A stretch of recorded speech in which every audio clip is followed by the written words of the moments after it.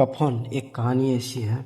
कहता है झोपड़ी द्वार पर बाप और बेटा दोनों एक बुझे हुए अलाव के सामने चुपचाप बैठे हुए हैं और अंदर बैठे ही जवान बीवी बुधिया प्रसव वेदना से पछाड़ खा रही थी। रह रह कर उसके मुंह से ऐसी दिल दहला देने वाली आवाज़ निकलती थी कि दोनों कलेजा थाम लेते थे।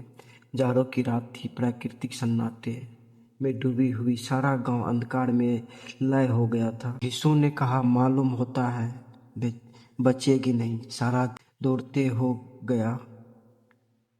जा देखा तो माधव चिढ़कर बोला, मरना ही है तो जल्दी मर क्यों नहीं जाती? देखकर क्या करो? तू बड़ा बेदर्द है बे। साल भर जिसके साथ सुख चैन से रहा, उसी के साथ इतनी बेवफाई। तो मुझसे तो उसका तड़पना और हाथ पांव पटकना नहीं देखा जा सकता। चमारों का कुनाबा था और सारे गांव में बदनाम। घिसू एक दिन काम करता तो 3 दिन आराम करता। माधव इतना कमजोर था कि 7 घंटे काम करता था और घंटे भर चिलम पीता था। इसीलिए उन्हें कहीं मजदूरी नहीं मिलती थी। घर मुट्ठी भर भी अनाज मौजूद हो तो उनके लिए काम न करने की कसम थी। जब 2-4 हो जाते तो घिसू पेड़ पर चढ़कर लकड़ियां तोड़ लाता और माधव बाजार में बेच आता। और जब तक वो पैसे रहते दोनों इधर उधर मारे फिरते। जब फाके की नौबत आ जाती तो फिर लकड़ियां तोड़ते या मजदूरी तलाश करते। गांव में काम ही कमी थी।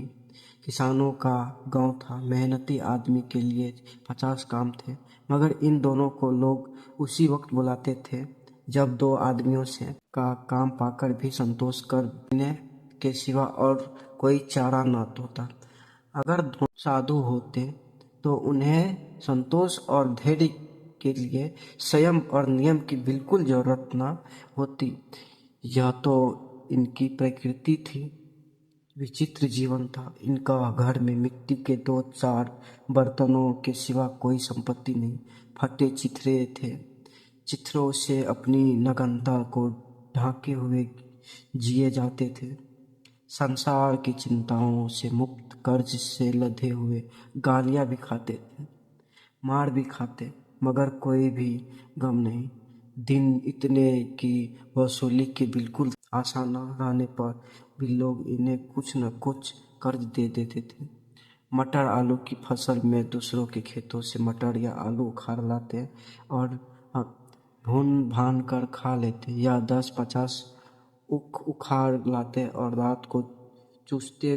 घिसू ने इसी आकाशवृत्ति से 60 साल की उम्र काट दी और माधव भी सपूत बेटे की तरह बाप ही के पद चिन्हों पर चल रहा था, बल्कि उसका नाम और भी उजागर कर रहा था। इस वक्त भी दोनों अलाव के सामने बैठकर आलू भून रहे थे, जो कि किसी के खेत से खोद लाए थे। घिसू की स्त्री का तो बहुत दिन हुई देहांत हो गया था। माधव का ब्याह पिछले साल हुए।